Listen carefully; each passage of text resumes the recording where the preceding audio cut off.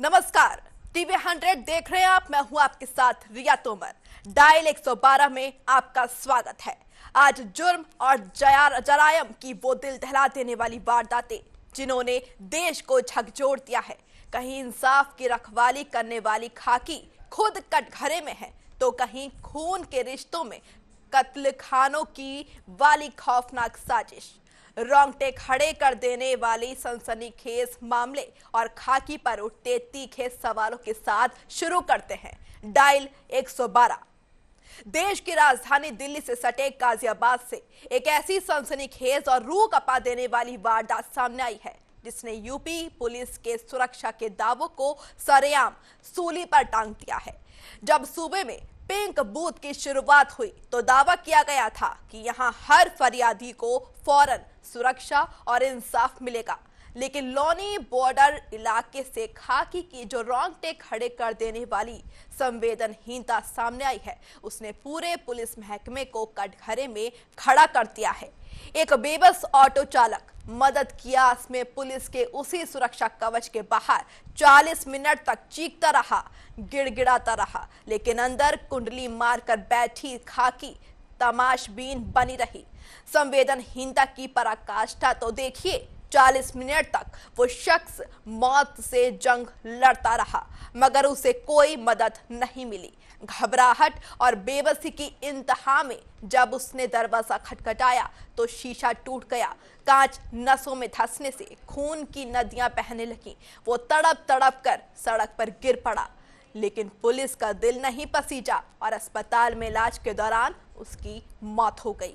आखिर खाकी के इस खूनी और संवेदनहीन चेहरे का जिम्मेदार कौन है? पिंक बूथ के बाहर खून से लथपथ तड़पता रहा शख्स। गाजियाबाद में कानून के रखवालों की संवेदनहीनता और दरिंदगी ने एक बेहद खौफनाक और शर्मनाक मिसाल पेश की है। लोनी बॉर्डर इलाके में मदद की आस लेकर पहुंचे राजकुमार नाम के एक सीधे साधे ऑटो चालक को क्या पता था कि पुलिस का ये तथाकथित सुरक्षित ठिकाना उसकी मौत का कुआं बन जाएगा। बताया जा रहा है कि राजकुमार करीब 40 मिनट तक पिंक बूथ के बाहर खड़ा होकर मदद के लिए गुहार लगाता रहा, चीखता रहा, लेकिन अंदर मौजूद पुलिसकर्मियों ने ना तो दरवाजा खोला और ना ही उसकी फरियाद सुनना मुनासिब समझा। बेबसी की उस इंतहा में घबराकर जब राजकुमार ने दरवाजे पर हाथ मारा तो टूटते कांच ने उसकी कलाई की नसों को बुरी तरह काट दिया। सड़क पर बहता रहा खून। कांच धंसते ही राजकुमार के हाथों से खून की धार बहने लगी। वो लहूलुहान हालत में दर्द से कराहता रहा। पहले वो पिंक बूथ परिसर में ही रक्षकों के सामने जिंदगी की भीख मांगता रहा, फिर चीखते चिल्लाते सड़क पर आ गया। लेकिन संवेदनहीनता की हद देखिए। वर्दी पहने रक्षक मूक दर्शक बने रहे। जब यह ऑटो चालक तड़प तड़प कर बेहोश हो गया, तब जाकर पुलिस को एम्बुलेंस बुलाने की याद आई। अस्पताल पहुंचने तक बहुत देर हो चुकी थी और इलाज के दौरान राजकुमार की सांसें थम गईं। आज सबसे बड़ा सवाल यही है कि दिल्ली से सटे इतने बड़े जिले में अगर रक्षक ही इतने बेदर्द और भक्षक हो जाएंगे तो आम आदमी अपनी गुहार लेकर आखिर किसके पास जाएगा? जान की कीमत से बड़ा नशे का बहाना। इस दर्दनाक और सनसनीखेज हादसे के बाद हमेशा की तरह पुलिस महकमे के आला अधिकारी अब जांच का झुनझुना थमा रहे हैं। ये देखिए गाजियाबाद पुलिस के आला अधिकारी कैसे गैर जिम्मेदाराना बयान दे रहे हैं। 12/7/2026 समय दोपहर में 3:30 बजे थाना मधुबन बापूधार अंतर्गत एक ऑटो चालक द्वारा एक ऑटो सवारी को बिठाया गया। दोनों ही नशे की हालत में थे। पैसे के लेन देन को लेकर दोनों में आपस में वाद विवाद हुआ, जिसके बाद दोनों ही पिंक बूथ पर पहुंचे और शराब के नशे की हालत में ऑटो सवारी ने तेज से पिंक बूथ के गेट पर हाथ मारा, जिससे उसके हाथ में कांच गड़ गया। उसे उपचार के लिए अस्पताल ले जाया गया, जहां उसकी उपचार के दौरान मृत्यु हो गई। सभी तथ्यों की जानकारी पुलिस द्वारा करी जा रही है। आवश्यक वैधानिक कार्रवाई अमल में लाई जाएगी। गाजियाबाद पुलिस की सहायक पुलिस आयुक्त उपासना पांडे ने एक बेहद शर्मनाक दलील दी है कि युवक शराब के नशे में था, लेकिन क्या नशे में होना किसी की जान की कीमत से बड़ा हो गया? क्या पुलिस का पहला फर्ज ये नहीं था कि तड़पते हुए शख्स को ढांढस बंधाया जाता? अगर वो नशे में था तो उसे हिरासत में ले लेते, हवालात में डाल देते, लेकिन कम से कम उसकी जान तो बच जाती।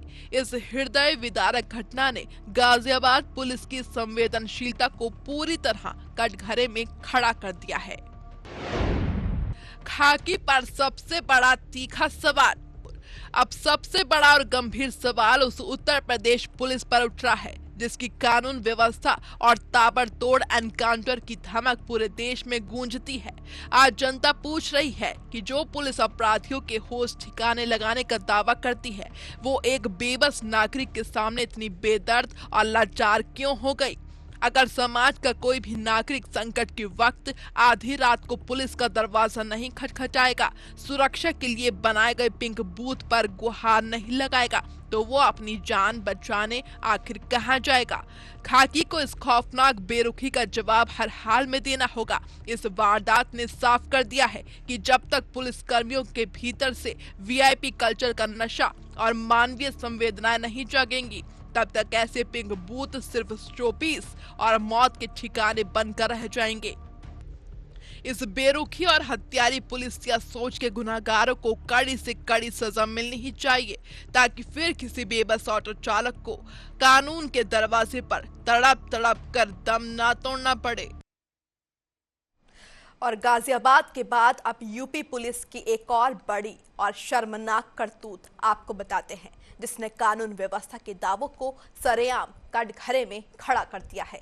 थाने के भीतर एक पति पत्नी को लात घूंसों से बेरहमी से मारता पीटता गया। ये रोंगटे खड़े कर देने वाली दर्दनाक दास्तां किसी आम जगह की नहीं, बल्कि देश के प्रधानमंत्री के संसदीय क्षेत्र वाराणसी के चौबेपुर थाने की है, जहां एक पीड़ित पति पत्नी रो रो कर पुलिस या शहर और बर्बरता की खौफनाक गवाही दे रहे हैं। जिस थाने की दहलीज को जनता की सुरक्षा का मंदिर माना जाता है, वहीं अब मजलूमों को लहूलुहान करने वाला यातना गृह बनता जा रहा है। यूपी पुलिस का मित्र पुलिस का खोखला मुखौटा एक बार फिर सरेआम उतर चुका है। बड़ा सवाल यही है कि जब खाकी के साए में और प्रशासन की नाक के नीचे ही खुलेआम आम नागरिकों को बेरहमी से पीटा जाएगा, तो गरीब न्याय की गुहार लगाने आखिर कहां जाएगा? क्या सूबे की सरकार इस बेलगाम और गुंडागर्दी पर उतारू पुलिस तंत्र पर कोई सख्त हंटर चलाएगी? थाने के भीतर लात घूंसों की बौछार। वाराणसी के चौबेपुर थाने से आई इस वारदात ने खाकी के रसूख को पूरी तरह मटियामेट कर दिया है। न्याय की आस लेकर थाने पहुंचे पीड़ित पति पत्नी को क्या पता था कि वर्दीधारियों के सामने ही उन पर कयामत टूट पड़ेगी। आरोप है कि थाने के भीतर जिम्मेदार प्रशासनिक अधिकारियों की मौजूदगी में दबंगों ने पीड़ित जोड़े को घेर लिया और उन पर लात घूंसों की बरसात कर दी। चीखते चिल्लाते फरियादी अपनी जान बचाने के लिए पुलिस कर्मियों की तरफ देखते रहे, लेकिन कानून के रखवाले मूक दर्शक बनकर इस गुंडागर्दी का तमाशा देखते रहे। खाकी के साए में खौफनाक गुंडागर्दी। इस खौफनाक बर्बरता के बाद पीड़ित पति पत्नी रो रो कर पुलिस के शहर की गवाही दे रहे हैं। उनका साफ कहना है कि अगर पुलिस चाहती तो उन्हें बचा सकती थी, लेकिन खाकी की नाक के नीचे दबंग उन्हें बेरहमी से लहूलुहान करते रहे। इस घटना ने साबित कर दिया है कि वाराणसी का चौबेपुर थाना अब मजलूमों की सुरक्षा के लिए नहीं, बल्कि उनके लिए प्रताड़ना का केंद्र बन चुका है। यूपी पुलिस का जो चेहरा विज्ञापनों में मित्र पुलिस का दावा करता है, हकीकत में उसकी संवेदनहीनता ने आम जनता के भरोसे का कत्ल कर दिया है। पीएम के संसदीय क्षेत्र में हुई ये घटना सबसे ज्यादा हैरान और परेशान करने वाली बात यह है कि ये पूरी वारदात देश के वीवीआईपी और प्रधानमंत्री के संसदीय क्षेत्र में अंजाम दी गई है।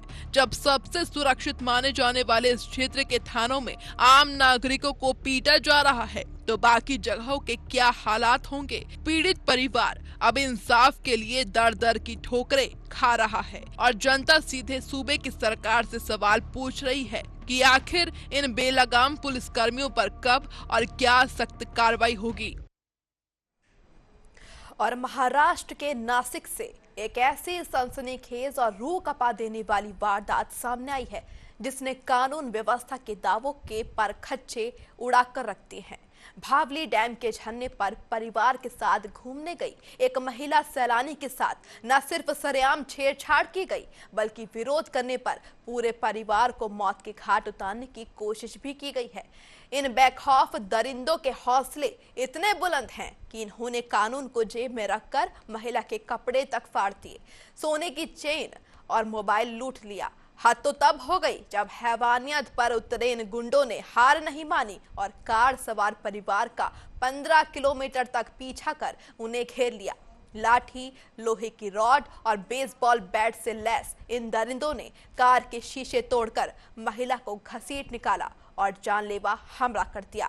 आज सबसे बड़ा और तीखा सवाल इन अपराधियों की परवरिश पर भी उठता है कि आखिर इनके भीतर कानून का कोई खौफ क्यों नहीं है। आखिर ये भेड़िए खुलेआम सड़कों पर कैसे घूम रहे हैं। झरने पर हैवानियत, महिला के फाड़े कपड़े। दरअसल 44 वर्षीय महिला अपने पति, बेटे बेटी, देवर और 2 भतीजों के साथ नासिक के भावली डैम के पास झरने पर कुदरत की खूबसूरती को निहारने पहुंची थी। इस हंसते खेलते परिवार को क्या पता था कि नासिक का भावली वाटरफॉल उनके लिए एक भयानक हादसा बन जाएगा। जब पीड़ित महिला अपने पति, बच्चों और रिश्तेदारों के साथ भावली डैम पर मौजूद थी, तभी कुछ मनचले स्थानीय युवकों ने महिला और उसकी बेटी पर फप्तियां कसना शुरू कर दिया और जब परिवार ने इस बदसलूकी का विरोध किया तो इन भेड़ियों का गुस्सा 7वें आसमान पर पहुंच गया। आरोपियों ने सरेआम गुंडागर्दी करते हुए महिला के कपड़े फाड़ दिए और बीच बचाव करने आए पति पर हमला कर सोने की चेन और मोबाइल फोन तक लूट लिया। पीड़ित महिला का यह बयान बता रहा है कि गुंडों के हौसले कितने बुलंद हैं। भावली डैम के आगे एक स्पॉट था, हम लोग वहाँ पे घूमने गए थे।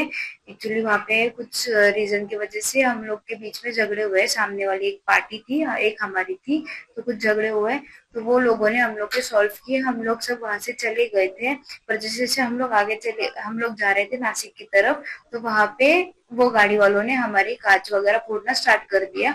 उसके बाद हम लोग जैसे नासिक के हाईवे पे लगे तो पीछे से 2 लोग आए, उन्होंने हमारी गाड़ी पीछे से फोड़ी बेसबॉल स्टिक से।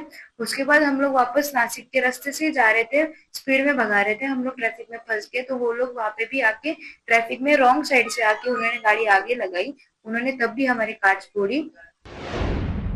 15 किलोमीटर तक मौत ने किया पीछा। वारदात यही नहीं रुकी, दरिंदगी की इंतहा तो तब देखने को मिली जब डरा सहमा परिवार अपनी जान बचाकर कार से भागने लगा। तब इन बेखौफ अपराधियों ने अपनी कारों और मोटरसाइकिलों से पीड़ित परिवार का करीब 15 किलोमीटर तक फिल्मी स्टाइल में पीछा किया। गुंडों ने पीड़ित परिवार की गाड़ी को ओवरटेक कर रास्ता रोका और फिर लाठी, लोहे की रॉड और बेसबॉल बैट से लैस 8-9 हमलावरों ने कार के विंडशील्ड को चकनाचूर कर दिया। इन हैवानों ने महिला को जबरन गाड़ी से बाहर खींच लिया और उसके सिर पर बेसबॉल बैट से जानलेवा वार किया, जिसमें वो बाल बच गई। वीडियो सबूत से खुली हैवानों की पोल। इस खूनी तांडव और दहशत के बीच पीड़ित परिवार ने हिम्मत नहीं हारी और किसी तरह मौके से भागकर पुलिस थाने पहुंचे। परिवार ने घटना का रोंगटे खड़ा कर देने वाला वीडियो पुलिस को सौंपा, जिसके बाद महकमे में हड़कंप मच गया। नासिक ग्रामीण के एसपी डॉक्टर स्वामी के निर्देश पर इगतपुरी पुलिस ने तत्काल जाल बिछाया और मंगलवार को दबिश देकर इस खौफनाक वारदात को अंजाम देने वाले 9 आरोपियों को सलाखों के पीछे पहुंचा दिया।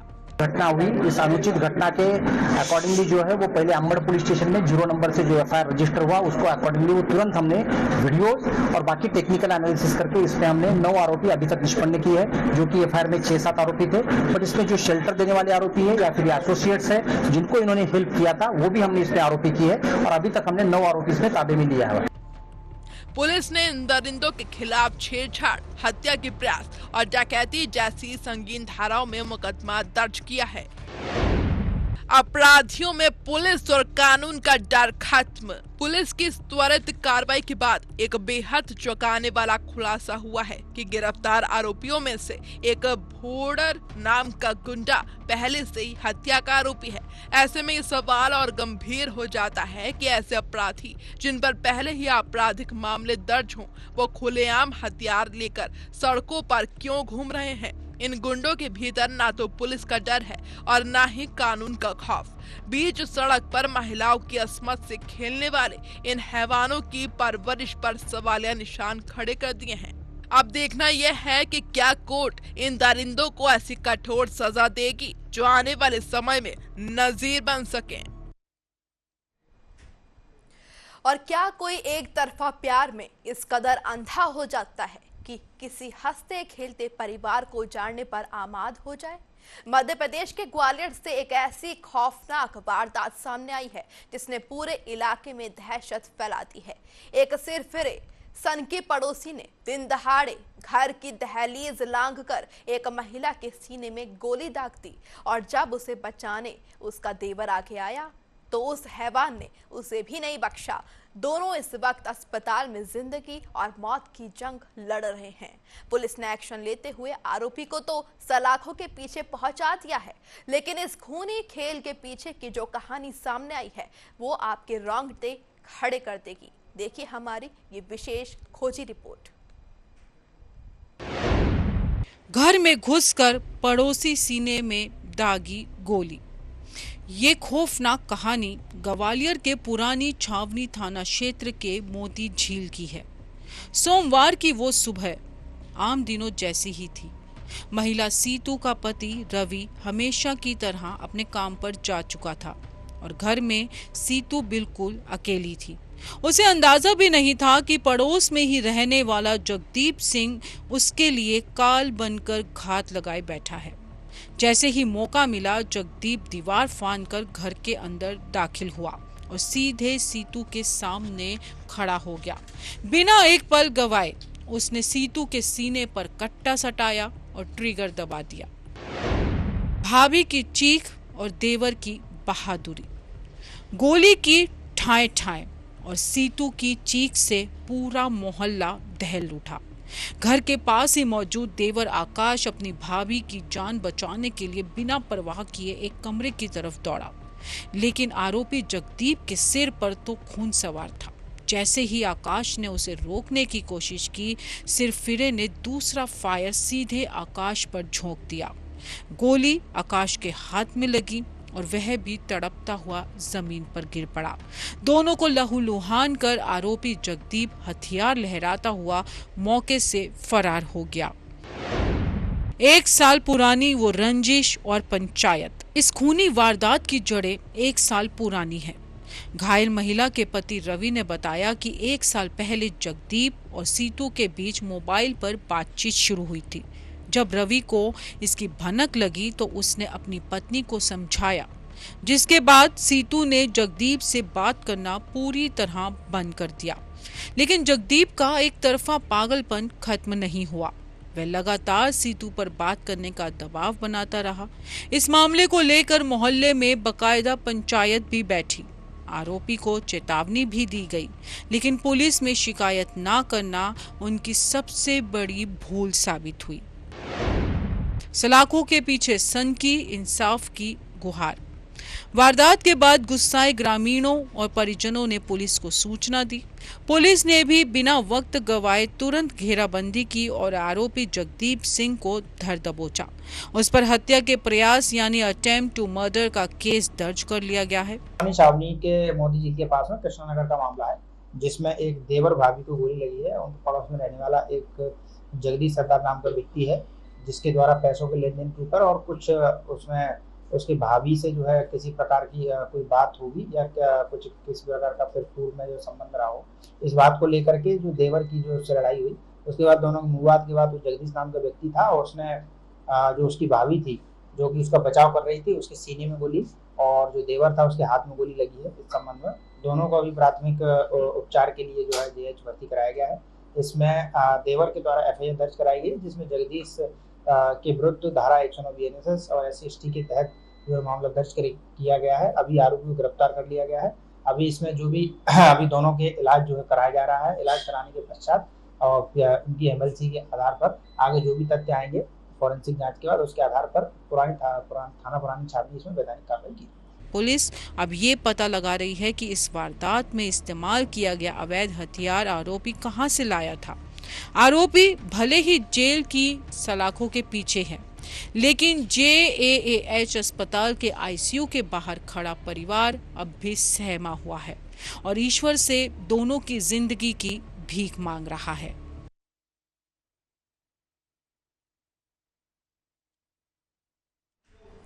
आपको याद होगा कि कुछ ही दिन पहले एक महिला ने पति को खीर में नींद की गोलियां खिलाकर बेहोश कर दिया और फिर बेरहमी से अपने पति की हत्या कर शव को बाथरूम में दफना दिया था।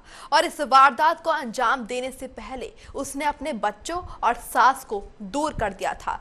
ऐसी ही एक खौफनाक वारदात सामने आई है उत्तर प्रदेश के इटावा से, जिसने पति पत्नी के रिश्ते को सरेआम कलंकित कर दिया है। इटावा में एक पत्नी इस कदर बेवफा और बेरहम हो गई कि उसने अपने 10 साल छोटे प्रेमी के साथ मिलकर अपने ही सुहाग को मौत के घाट उतार दिया। बस गनीमत ये रही कि वो अपने पति को घर में दफना नहीं पाई। जिस पति के साथ जीने मरने की कस्में खाई थी, उसी की अंगोछे से गला घोट दिया। इस खूनी साजिश को इतनी चालाकी से रचा गया था कि पुलिस भी हैरान रह गई, लेकिन कानून के हाथों से ये कातिल पत्नी और उसका आशिक बच नहीं सके। आइए आपको दिखाते हैं इस रूह कपा देने वाले हत्याकांड का पूरा सच। लंबे समय से चल रहा था अवैध संबंध। रिश्तों के कत्ल की यह खौफनाक वारदात इटावा के सिविल लाइन थाना क्षेत्र के तोड़ा गांव की है। यहाँ रहने वाले प्रॉपर्टी डीलर आनंद राजपूत को क्या पता था कि उसकी पत्नी उसकी मौत का डेथ वारंट लिख रही है। पुलिस के मुताबिक 32 साल की आशिकी देवी का अपने पति से 10 साल छोटे 22 वर्षीय शिवम राजपूत के साथ लंबे समय से अवैध संबंध चल रहा था। आनंद इस रिश्ते का विरोध करता था, जिसके चलते घर में आए दिन महाभारत होती थी। जेल से छूटते ही तैयार हुआ मर्डर प्लान। हैरान कर देने वाली बात यह है कि आरोपी शिवम इसी साल मार्च में आनंद की शिकायत पर ही जेल गया था, लेकिन जून में जैसे ही वह जेल से छूटा, उसके सिर पर इंतकाम और इश्क का भूत सवार हो गया। दोनों ने मिलकर आनंद को रास्ते से हटाने का फुल प्रूफ प्लान बनाया। पुलिस के मुताबिक पकड़े जाने के डर से दोनों ने बातचीत के लिए एक नया कीपैड मोबाइल खरीदा ताकि फोन पर कोई सुराग ना मिले। मासूम बच्चों को हटाया, फिर घोंटा गला। 12 जुलाई की उस काली रात को अंजाम देने के लिए कातिल मां ने पहले अपने तीनों मासूम बच्चों को दादा दादी के घर भेजा। रात के सन्नाटे में जब आनंद गहरी नींद में सो रहा था, तभी शिवम घर में दाखिल हुआ। दोनों ने मिलकर अंगोछे से आनंद का गला दबाकर उसको तब तक घोंटा जब तक कि उसकी सांसें हमेशा के लिए थम नहीं गई। हत्या के बाद इसे सामान्य मौत दिखाने की कोशिश की गई, लेकिन पोस्टमार्टम रिपोर्ट ने सच उगल दिया। सलाखों के पीछे पहुंचे कलयुगी प्रेमी। पुलिस ने तफ्तीश की सुई घुमाई तो परत दर परत सच सामने आ गया। पुलिस ने मुस्तैदी दिखाते हुए दोनों आरोपियों को दबोच लिया है और उनकी निशानदेही पर खूनी अंगोछा, मोबाइल और बाइक भी बरामद कर ली है। उसके साथ अवैध प्रेम संबंध थे। इस बारे में पूर्व में इसके पति को ने शिकायत करी थी, तो जिस पर उसके खिलाफ छेड़खानी का मुकदमा लिख करके पुलिस ने जेल भी भेजा था। 1 जून को वो जेल से वापस आया। बाद में पुनः इन दोनों के संपर्क हो गए। चूंकि लगातार ये पति इसका विरोध करता था, इसलिए पत्नी ने एक साजिश रची अपने प्रेमी के साथ और इन लोगों ने एक नींद की गोली दूध में 12/13 की रात्रि में आनंद राजपूत को दे दिया। जब वो अचेत हो गया तो एक गमछे से उसका गला घोट करके उसकी हत्या कर दी। दोनों को अदालत में पेश कर जेल भेज दिया गया है। आनंद तो चला गया, लेकिन पीछे छोड़ गया रोता बिलखता परिवार और वो 3 मासूम बच्चे। जिनके सिर से पिता का साया उठ गया और मां सलाखों के पीछे पहुंच गई। और अब आपको अंदर तक झकझोर देने वाली, रूह कपा देने वाली, कलेजा चीर देने वाली 3 ऐसी घटनाएं दिखाने जा रहे हैं जो चीख चीख कर पूछ रही हैं कि आखिर हमारा समाज किस दलदल में धंसता जा रहा है, इंसानियत किस कदर नीलाम हो चुकी है और ज़मीर कितना मर चुका है। आज इन खबरों को देखकर आपका खून खौल उठेगा। देश के 3 अलग अलग शहरों से आई 3 घटनाएं जो आपको सोचने पर मजबूर कर देंगी कि आखिर इंसान की खाल में छुपा ये शैतान कहां जा रहा है। देखिए हमारी ये दिल दहला देने वाली स्पेशल रिपोर्ट।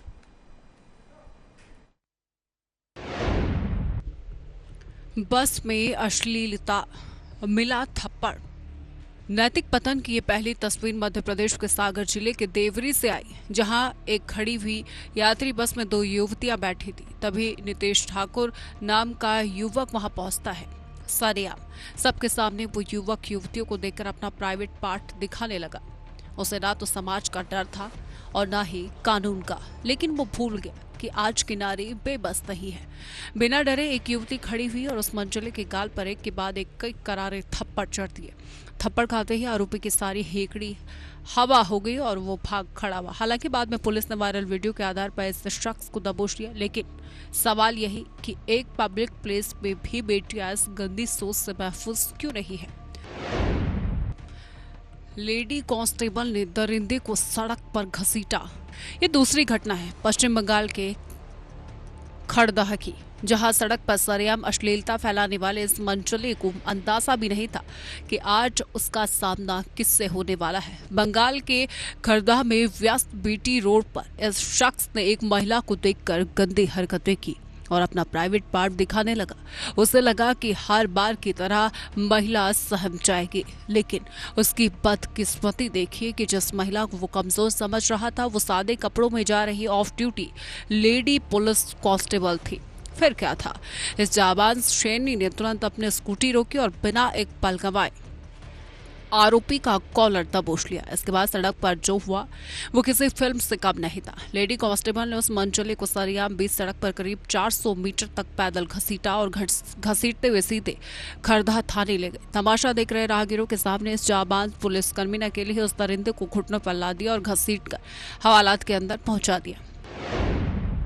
घर में घुसा हैवान, कैमरे से खुली पोल और अब नैतिकता के पतन की सबसे डरावनी घटना कर्नाटक की राजधानी बेंगलुरु से, जिसने हर परिवार को खौफ में डाल दिया है। दरअसल बेंगलुरु में एक महिला अपने फ्लैट में अकेली थी। फ्लिपकार्ट का डिलीवरी बॉय सामान देने आता है और वॉशरूम जाने का बहाना बनाता है। महिला के मना करने के बावजूद वो जबरदस्ती अंदर घर के घुस जाता है। जब वो बाहर आता है तो अश्लीलता की सारी हदें पार करते हुए अपना प्राइवेट पार्ट दिखाने की कोशिश करता है। महिला रोती है, चिल्लाती है, लेकिन हिम्मत नहीं हारती। वो अपने मोबाइल का कैमरा ऑन कर लेती है। कैमरे का तीसरी आंख का खौफ ऐसा था कि वो दरिंदा सीढ़ियों से नीचे भाग जाता है। आज पीड़िता रो रो कर पूछ रही कि अगर महिलाएं अपने ही घरों में सुरक्षित नहीं है तो वो कहां जाए। इन तीनों घटनाओं ने साफ कर दिया है कि समाज का नैतिक स्तर पाताल में जा चुका है और अब वक्त आ गया है इन दरिंदों को ऐसा सबक सिखाया जाए कि कोई दोबारा ऐसी जुर्रत ना कर सके। फिलहाल हमारे इस खास कार्यक्रम डायल 112 में इतना ही। इसमें हम आपको ऐसी अपडेट्स देते रहेंगे जिसमें क्राइम छुपा है। अभी के लिए नमस्कार।